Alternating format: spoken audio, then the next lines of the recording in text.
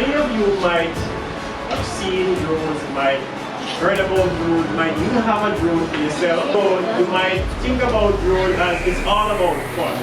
So today I'm going to introduce you to something that is fun, exciting, but it's also what I do pretty much every day. Today's activity is that we'll do a presentation, you'll get a chance to ask questions, you'll also get a chance to fly these drones.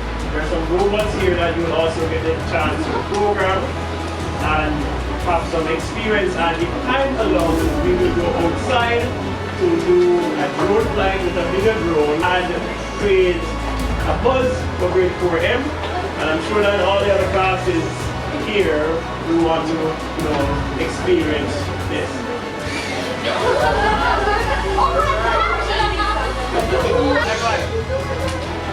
All of this is called creativity. It's called finding ways how to do things when you don't necessarily have the tools that you want.